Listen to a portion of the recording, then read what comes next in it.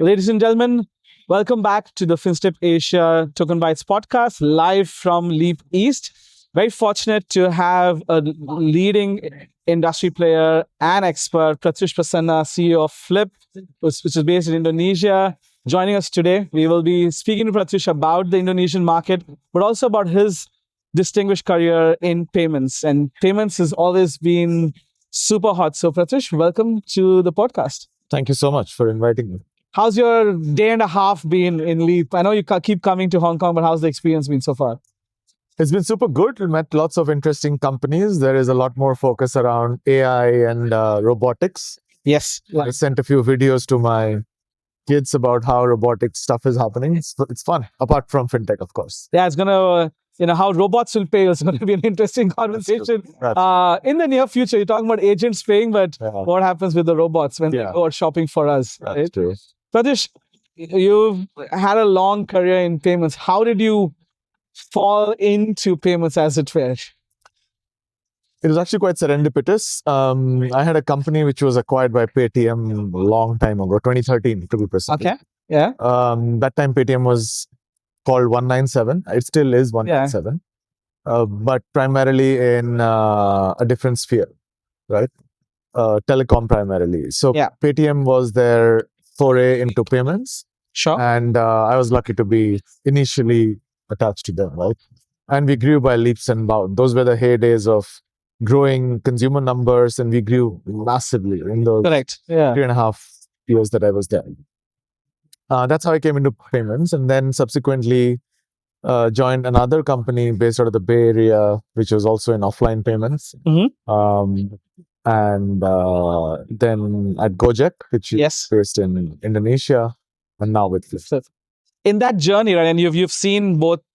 I would say you've seen India emerge, and this is pre-UPI in some senses. It actually was just about the cusp of UPI.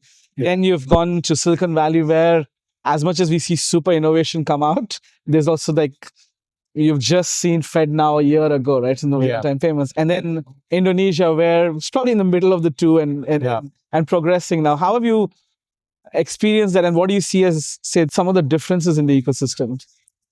Oh, they are completely different. And I would think in different stages of evolution as well. Right? Sure. India, arguably, in my mind, is the most advanced.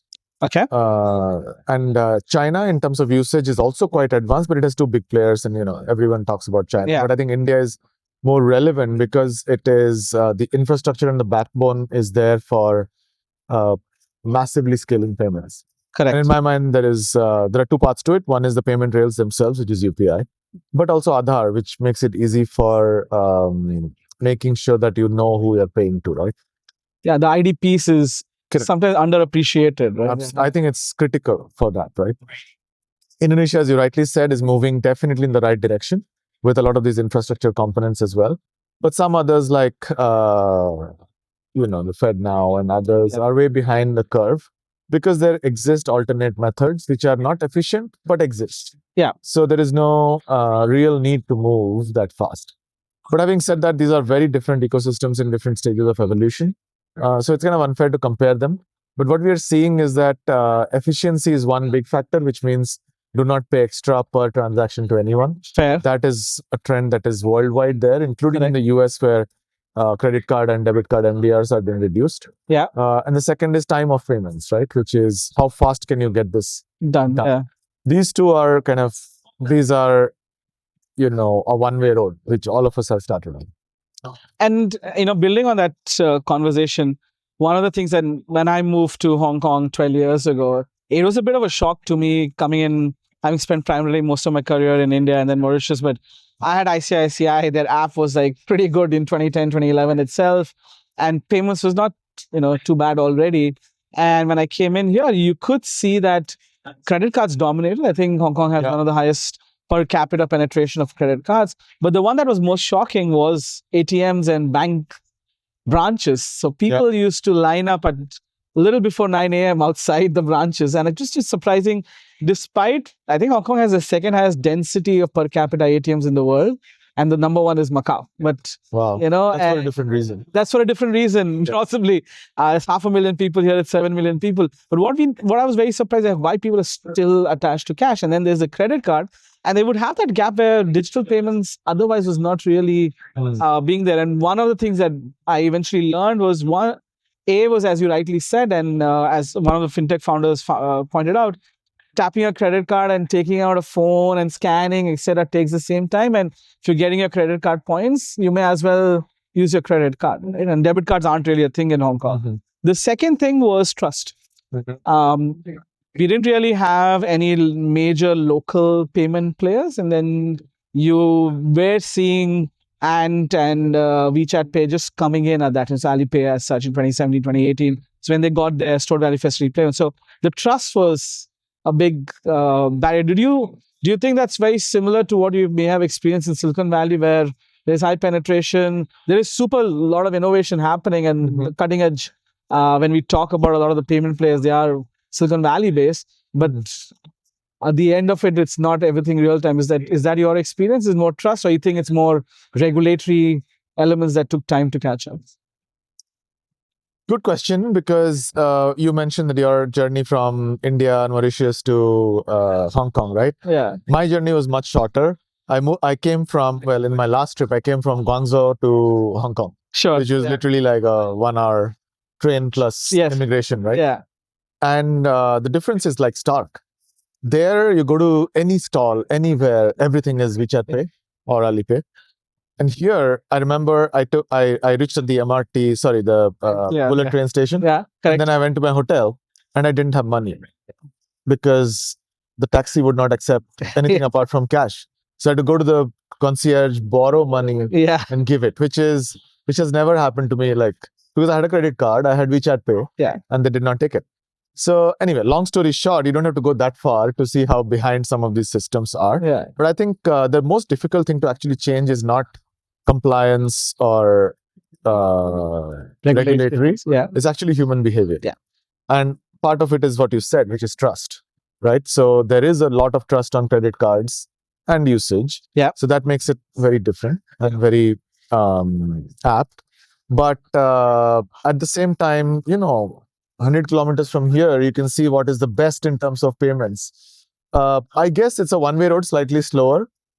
Even now, I had to pay cash, but I also saw that they need to have a minimum of 2 payment options. Okay. And typically, one of that is Octopus, and the other will be WeChat or others. I saw, and that's mandatory. And if they have to do it, otherwise they'll be fine. Otherwise, they'll be okay. It came in on April 1st, so great. Finally, great. Yeah. So for travelers like me, at least, all of us, right? I don't carry much cash anymore. Yeah. Yeah, but maybe Hong Kong is a smaller market, right? But in the US, for example,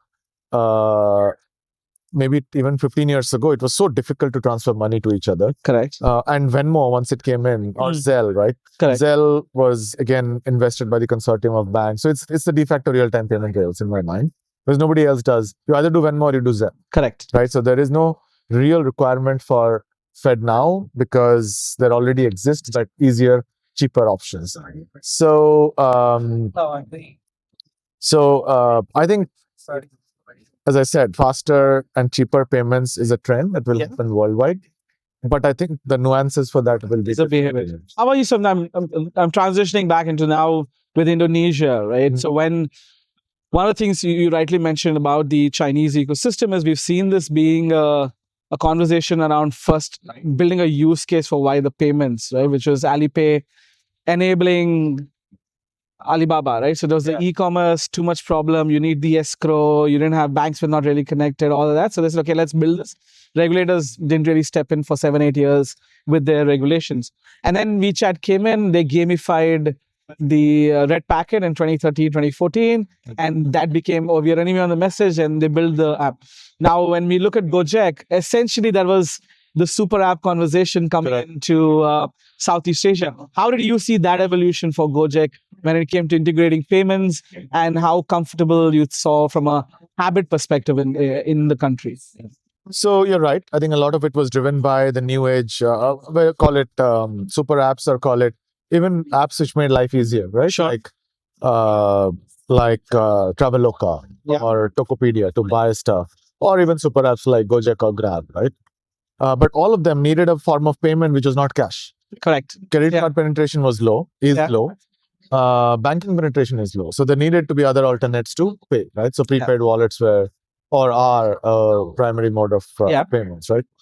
What also happened was because, and this is cash worldwide, wherever there is cash transactions at merchants, there is leakage. Yes. Leakage not in terms of, well, it is inefficient, of course, because merchants have to keep track, etc. But then there is tax compliance, etc. Right?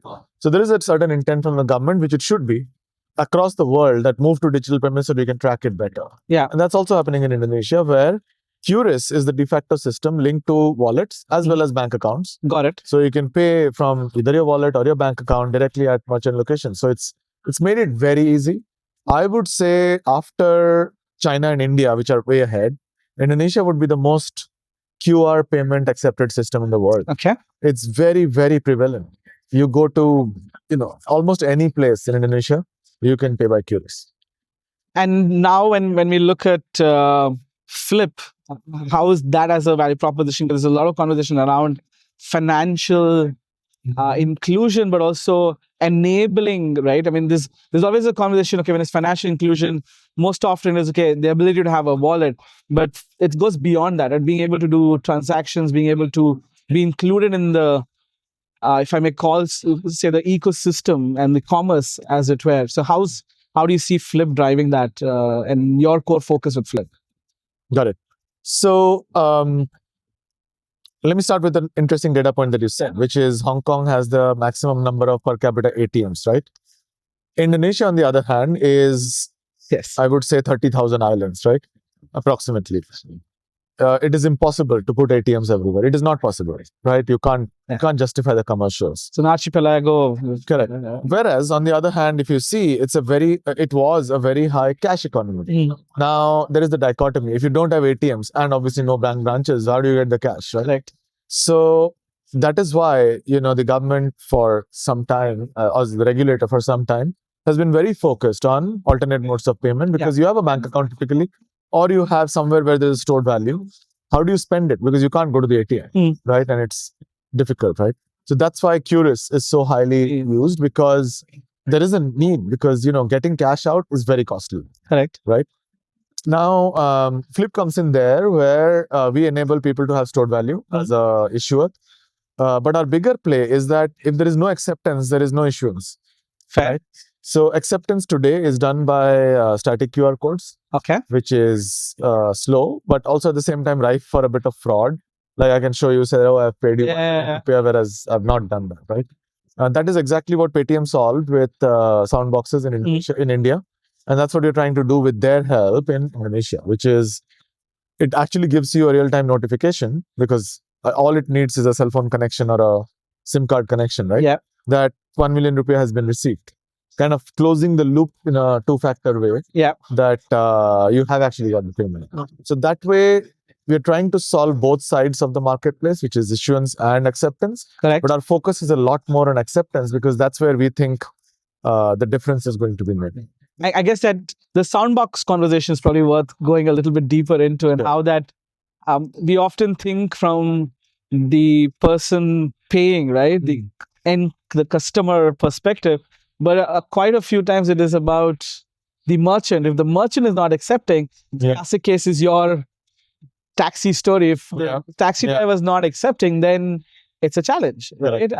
Irrespective of the regulations, irrespective of everything being there. And that's the same thing with the merchant. And what I have gathered, and people have told me about the Paytm story as well with the soundbox, was the key difference for the Kirana store guys, the guys in the corner store, would be they're just used to, with cash, it's quick, right? When people are coming, especially during peak traffic time, when people are coming in, they don't want to wait and see, and there's usually one person with a helper assisting them as such. And with the soundbox, it became a habit that they could inculcate, which is they just hear it, so they don't have to bother about checking things out. Are you seeing that also being a case in or expecting that to be the case in Indonesia? Would love to, of course, take a, as they say, double click on the announcement that has just been made with the Honorable Indian Prime Minister and the Indonesian Prime Minister 2 days ago, or yesterday was it? Yeah. 2 days ago. 2 days ago. Yeah. So let me actually start with the announcement. Sure. So the Honorable Prime Minister came to Indonesia on Monday, and on Tuesday, as a part of that visit, we announced that we are partnering with Paytm to bring their Congratulations. soundbox. Thank you so much. To bring their soundboxes to Indonesia. Now, it's important for 3 reasons. One is Paytm has built this at scale in India. Right? They are actually the largest acquirer in the world. Wow. Okay. Because they have so many soundboxes. I actually don't exactly know the number, but they have tens of millions of soundboxes, which makes sure that it's built for scale. Number one. Second, which I will narrate a personal experience. My dad actually is in business and he runs a couple of stores. His point was soundbox notification, great. Yeah. But one of the things he's very happy about is that at the end of the day, he actually gets a full report which he can print and keep of all the transactions, successful, failed, pending. That is a big advantage, because earlier he used to literally write it down that I have received, rupees 5,000 from Mr. Musheer. Yeah, but it doesn't need to be that anymore. It is all in the. So he says, for my chartered accountant or accountant, his work has reduced drastically because I have the full set of transactions at the end of the day. Yeah. And this is in India, at least. My dad's shop, he has both for QR as well as for credit cards in Paytm. So that's a nuance that most people don't understand, that your actual life and way of working becomes much easier. And again, that will be replicable here in Indonesia. And the third one is that fraud is what I mentioned, right? It is there. It is not as much in terms of leakage, but it is there. So, but again, if it is a smaller, merchant who's selling like a $3 food package, right? Yeah. For him, even 2 of those will basically take away all his margins, right? Sure. Yeah. So the idea is that how can we empower them so that it doesn't happen at all? So these 3, we think could be very, very powerful. Okay. But the key remains that because it is built for scale in India, right? We think we can make a big difference. Also, a part of what the announcement for the Prime Minister's visit, along with His Excellency Papa Prabowo, who is the president, is that they are very focused on MSME empowerment. And we think this could be a big force in MSME empowerment. Could you maybe just speak a little bit more to the sandbox itself, right? Has it evolved is it a physical device? Is it an app? Is it a combination of the two? What is the latest version of the soundbox? So it has evolved a lot from when I was at Paytm. Yeah. Earlier it was just like a big box with a speaker and a SIM card slot. Yeah. Now there are multiple versions. So there's one you can hang around your neck, but there's always a physical instantiation of that. Sure. But what Paytm has done is they've backed it up with a merchant app. Okay. And the merchant app is like my dad, as I mentioned, has 4 outlets. Yeah. It could be at my dad's level who owns outlets. It could be at the single outlet level also, which makes sure that everybody who's the counter guy seeing all the transactions to my dad who owns it, seeing all the transactions, right? Yeah. So they made it very business focused. But what that means is that you have complete control over payments of what is happening, right? Sure. The second part is that QR is one form of payment, arguably the biggest, but people still pay by debit card, still pay by credit card, right? That I think is also a key thing, because especially in hotels and restaurants also, you would require your customers to pay with whatever they are comfortable with. Yeah. So that's I think a big advantage. That's another form of evolution where it's no longer a soundbox only, but soundbox as in Curious only. It accepts that. Thirdly, even a lot of people ask me, which is that soundboxes are typically only in smaller stores, etc. But in India, even Uniqlo and others have soundboxes, so it's not necessary. Yeah. Because the advantages of just tracking your payments well, etc., is big. There is also another value-added element to this, which is a lot of merchants struggle with working capital and how to manage it, right? Yeah. Because we are processing their payments, we have some visibility into it. Yeah. And one of the ways to monetize this is also lending to them. Correct. Yeah. But not blind lending in the sense, because now you have Transactional data. better data, etc. Even location, right? If you're located in Central in Hong Kong versus Kowloon, there might be difference in the way that you treat it, right? Yeah. So you have a lot more data with which you can qualify, and of course you know what he's selling, right? Yeah. That particular loan. So arguably we can lend it to them with a much better underwriting than what banks can. The Fair. banks just see end of day settlement. Huh? No, I think this is a very valuable point. I was advising a large Singaporean fintech e-commerce player who had a fintech arm, and one of the things they were trying to do was trying to use the data at a factory level for workers to provide day loans, right? Because they knew how many days the person was coming, what was their attendance rate, drop-off rate, engagement rate. So they have that granular data. And this is about pre-COVID. But now I guess the two pieces we can probably talk about. One is in India as well, with the unified lender FS ULI coming in. This plays in very nicely with that, right? The transaction data. And the other is here in Hong Kong, which is called the CDI. It's again commercial data interface. Similar conversation, the cart noodle vendor makes payments or receives digital payments. Earlier it's cash. So there wasn't really like an end of day cash. So when you're doing your loan, you're not so certain about what this is, but now you have more granular data. Is this like frequently, regularly coming income or one shot on a holiday or whatever, right? And then you're able to decide you want to give a day loan, you want to give a longer term loan or not. And that, as you mentioned, for SMEs, working capital and beyond is quite important. Agree. Because sometimes the payments also take time to come to the other side. How are you seeing this evolution for Indonesia's 200 million plus, right, population? Expected to be top 10 by population in 20, 30 years time, broadly speaking. Largest economy in Southeast Asia.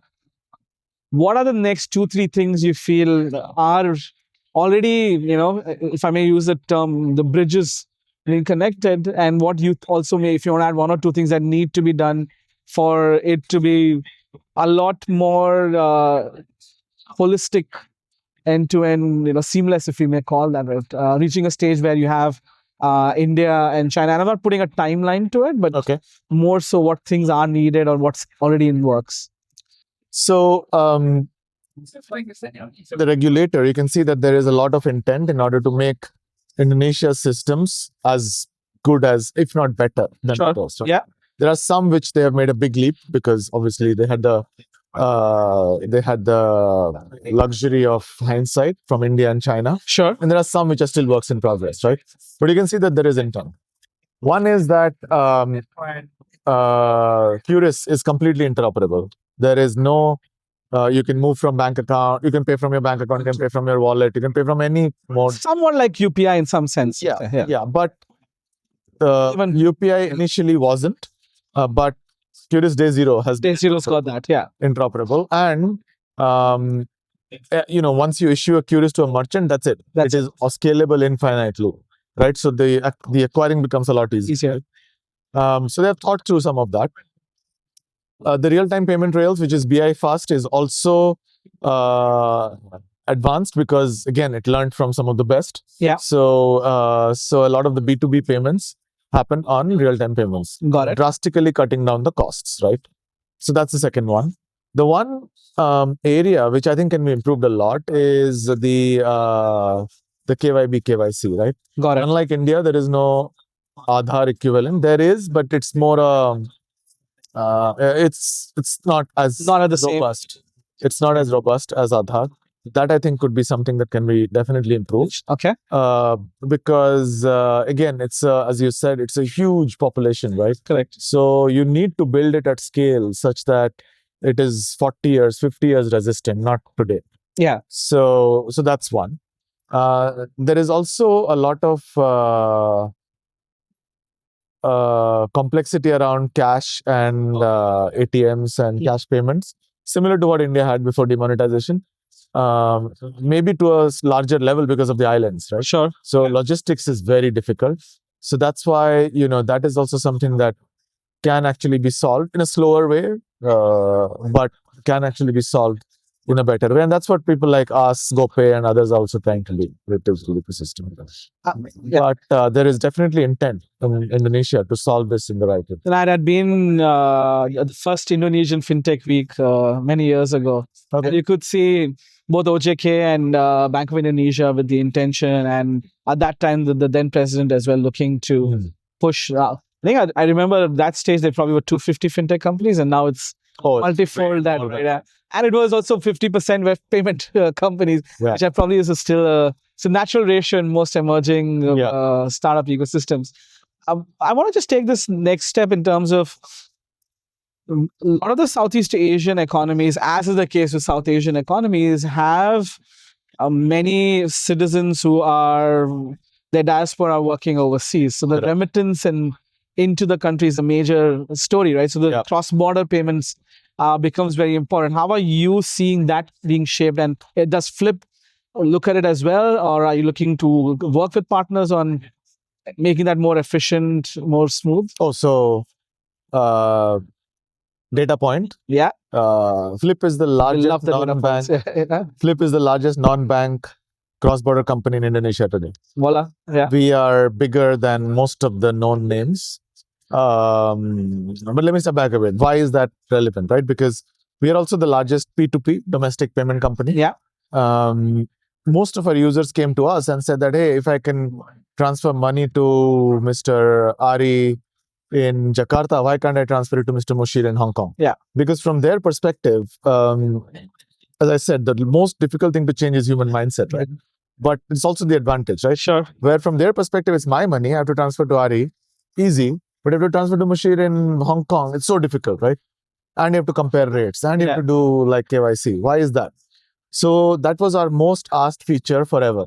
So about 2 years ago, we said, okay, let's start this. Okay. But it'll be difficult to build those rails. So we partner with 4 players today, depending on geographies, but there are some which are across geographies. Got it. So we partner with Wise, with Tunes, with Niam. Okay. And I would say we are their biggest B2B partner for all 3 of them. Understood. So that's the kind of volumes that... This is outward from Indonesia? Outbound. Okay. Outbound, right? And outbound is hugely popular with us because most of our users are very high expendable income. Interesting. Many of them have kids studying in the US or UK or Australia. Sure. Many of them go to Singapore or Malaysia for medical reasons. Or many of them do pilgrimages to Saudi because Indonesia is the largest Muslim country, right? So all of these scenarios drastically affect ticket size, but also the frequency of payment. Understood. Yeah. So that way we leverage this as our forte. We are very use case focused in terms of payments. We don't spray and pray, but use case focused in terms of how do people and why do people send money. Yeah. So that way, that's why in about 2 years, we are now kind of the largest player. Wow. Okay. Today we don't do inbound, but very soon we will be starting inbound from some geographies as well. Okay. We're looking forward to start including Hong Kong. Say Hong Kong. We get all the... You do have a large Indonesian population here, so that is worthwhile doing that. Because one of the conversations has been about generally say both Indonesia, Philippines as well, and other places which have high amount of the archipelago conversation with very remote islands. It was like even if you have a bank, getting there was a challenge. Correct. And you then started having these apps which would allow for the person who's working overseas to send money home, but not transfer to the wallet. But sometimes it's a use case based. It is purchasing for groceries, so it's for the purchasing there, or it can be school fees or medical expenses. So it doesn't become into the wallet because sometimes that may not be spent wisely. Correct. While this allows for pitch directly use case going. Yeah. Now, as we build this, you spoke about Southeast Asia, your views on Nexus and how that's evolving, and now that it's now a standalone entity past the BIS POC. Is Flip looking to participate broadly in the Nexus conversation?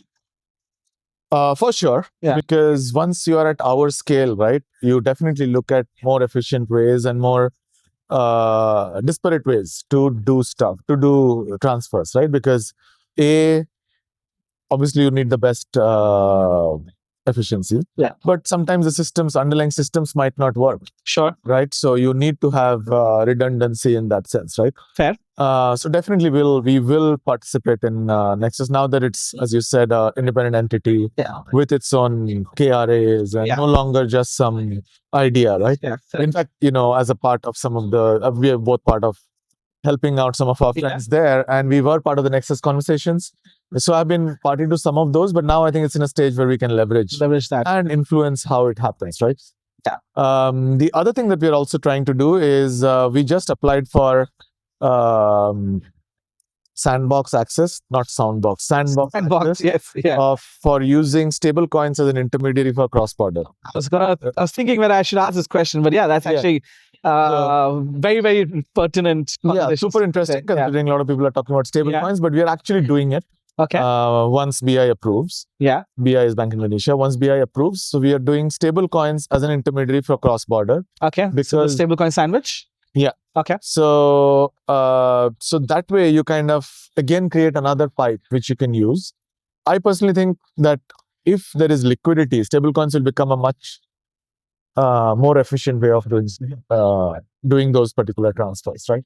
But how do you reconcile with, in some instances, in Brazil, this has happened. In India, so the stablecoin sandwich is thought of as saying, okay, you need a crypto license to operate in that. And of course, you're looking for the BOI conversations. But how do you reconcile this with what SWIFT did last week, which is earlier quite a bit of a conversation around cross-border payments was your correspondent bank takes time, cost, it can 3-4 days, not necessarily technology, probably the business model, but with the new evolution of Swift's business models, you had the transfer from Westpac to an Indian account facilitated by Standard Chartered, executed in 37 seconds, right?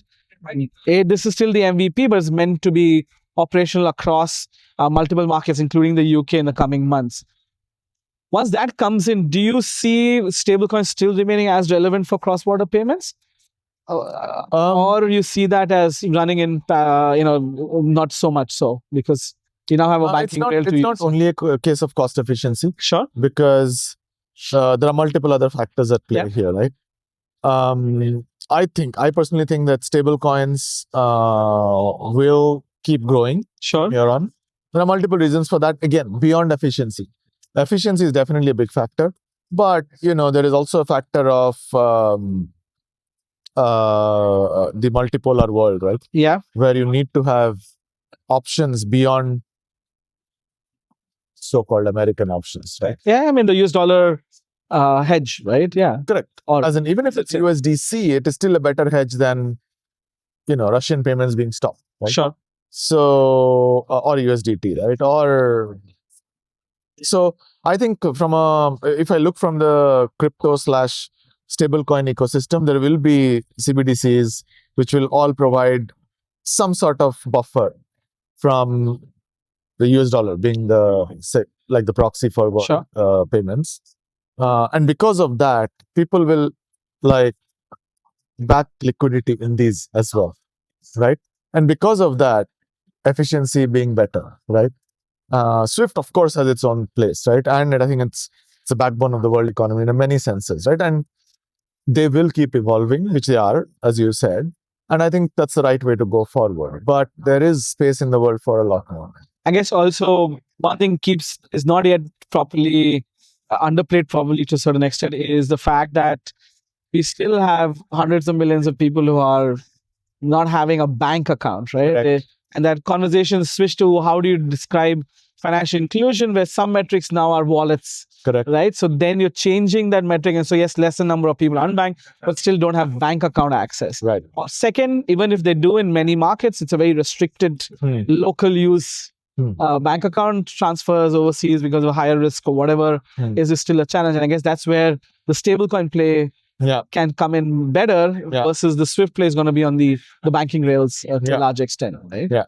And as an extension of that, how do you see the open USD conversation where with Stripe and 140 plus, but maybe few lesser in a few months, but 100 plus major institutions globally, excluding some of the big banks, but still a very large ecosystem talking about one stable coin. Do you see that as being potentially one of the ones that you would look to be a participant of? All things said, is that something you feel is workable with OpenUSD? Or is it too many people and it's going to be tough to govern, manage in the near term? Well, I have my thoughts on that, which are, I will try to put it in a politically correct way. Yeah, sure. So and I shared this with my team, is that the biggest reason we will have to participate in that is because of FOMO. Sure. Right? Yeah. I don't know. I cannot actually envisage how it will roll out, evolve in the next maybe even 2 years, right? Yeah. But if it becomes the de facto, we'll be stupid enough not to be associated from initially, right? So it is driven by a huge sense of FOMO for sure. Yeah. But I think conceptually it's great. But what I fail to kind of reconcile with is that there is a reason why Bitcoin decentralized has been popular. This is conceptually is very centralized, right? You get a lot of like-minded people together.